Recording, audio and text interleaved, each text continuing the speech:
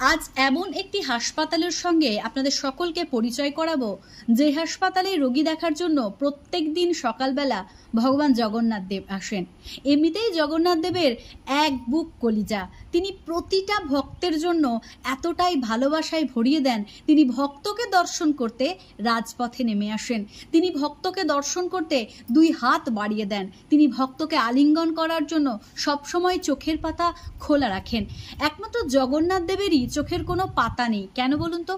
কারণ ভগবান জগন্নাথ দেব কখনো চান না চোখের পাতা ফেলতে। তিনি মনে করেন যে মুহূর্তে তিনি চোখের পাতা ফেলবেন সেই মুহূর্তে তিনি ভক্তদের আকুতি শুনতে পাবেন না। সেই কারণের জন্যই তার চোখের কোনো পাতা নেই, সবসময় তার দুই বাহু বাড়ানোই থাকে। এই যে একটা হাসপাতাল আপনাদের সকলের সামনে তুলে ধরলাম, এই হাসপাতালে প্রত্যহ সকালে জগন্নাথ দেব আসেন এবং রোগীদের কাছে দাঁড়ান। রোগী যারা অসুস্থ মুমূর্ষ মায়েরা রয়েছেন, তারা একটি করে ফুল জগন্নাথ দেবের চরণে নিবেদন করেন এবং ভক্তি ভরে প্রণাম করেন। তারপর জগন্নাথ দেবের চরণামৃত তাদের হাতে হাতে দেওয়া হয়। সেই চরণামৃত তারা সকলে গ্রহণ করে। সেই চরণামৃত আস্বাদন করার পর তাদের মন থেকে ভয় কেটে যায়। এবারে হয়তো আপনাদের অনেকের প্রশ্ন হবে, রোগ সারাতে কি ভগবান আসাই যথেষ্ট? ভগবান এলেই কি রোগ সেরে যাবে? হয়তো তাদের সেই হসপিটালে অনেক উন্নত চিকিৎসা ব্যবস্থাও রয়েছে, সেই সঙ্গে ডাক্তারেরাও রয়েছেন এবং সকাল সন্ধে ভগবান দর্শন করানো হয়। আমি বলছি না ভগবান নিজে হাতে রোগীর রোগ সেবা করেন, কিন্তু ভগবান হচ্ছেন এমনই একটি জিনিস, যে জিনিস দর্শন করলেই আমাদের মধ্যে থেকে ভয়, মনের কষ্ট, মানসিক যন্ত্রণা এই সমস্ত কিছু দূরে চলে যায়।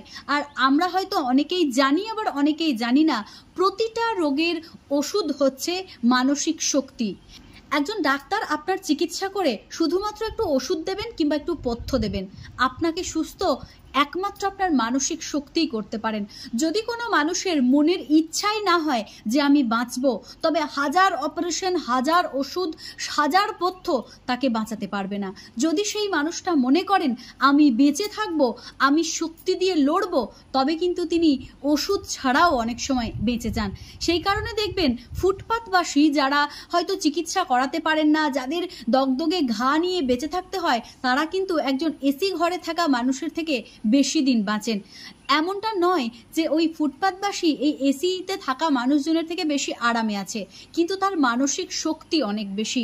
সে নিজে নিজে লড়াই করতে জানে এবং এই লড়াই করার শক্তি একমাত্র ভগবানের কাছ থেকেই পাওয়া যায়। সে আপনি যে ভগবানেই বিশ্বাসী হন না কেন, আপনি মা কালীর সাধক হতে পারেন, আপনি বৈষ্ণব হয়ে ভগবান শ্রীকৃষ্ণের আরাধনা করতে পারেন, আপনি শ্রী দুর্গাকে ভজন করতে পারেন, আপনি নারায়ণকে সেবা করতে পারেন। তো এই ভক্তি থেকেই আসে মানসিক শক্তি এবং এই শক্তি আপনাকে সুস্থ রাখতে পারে।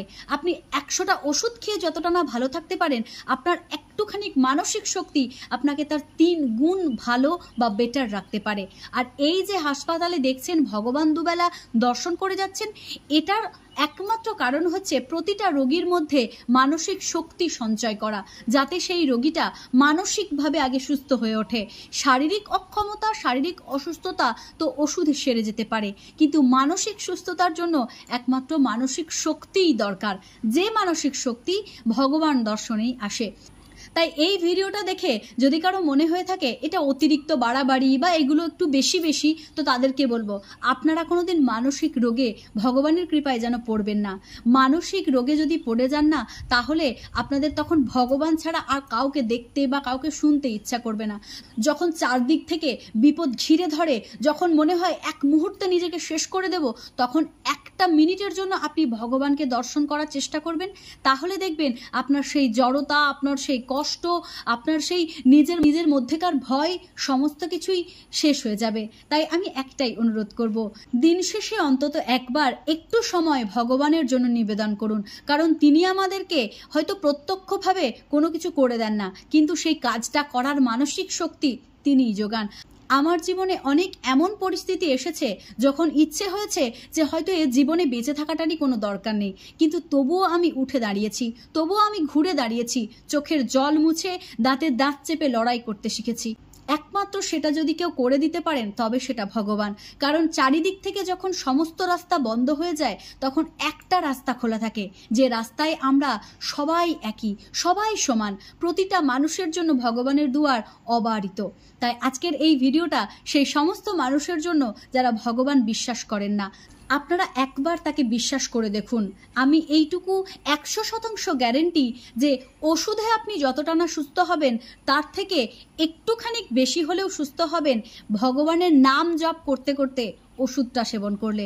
কারণ এই ওষুধ দেবে আপনাকে শারীরিক শক্তি আর ভগবানের নাম দেবে আপনাকে মানসিক শক্তি, এবং দুটো যখন একত্রিত হয়ে যাবে তখন আপনি আপনার মধ্যে সুপার পাওয়ার ধারণ করতে পারবেন, আর এই সুপার পাওয়ার আপনাকে সমস্ত দিক থেকে রক্ষা করবে। ভিডিওটি শেষ করার আগে আরও একটি কথা ওই হাসপাতাল কর্তৃপক্ষকে আমি বলতে চাই, সেটা হচ্ছে যে হাসপাতাল কর্তৃপক্ষ এত সুন্দর একটি ব্যবস্থা করতে পেরেছেন আমাদের অসুস্থ মায়েদের জন্য, তাদেরকে সত্যিই বলার কোনো ভাষা আমার নেই। এরকমভাবেই যুগে যুগে ভগবানের কোনো দূত এসে তার নাম ছড়িয়ে দেয় চারিদিকে। যেভাবে এই হাসপাতাল কর্তৃপক্ষ দায়িত্ব নিয়েছে, একইভাবে আপনারাও দায়িত্ব নিন প্রতিটা মানুষের হৃদয়ে ভগবানের নাম পৌঁছে দিতে।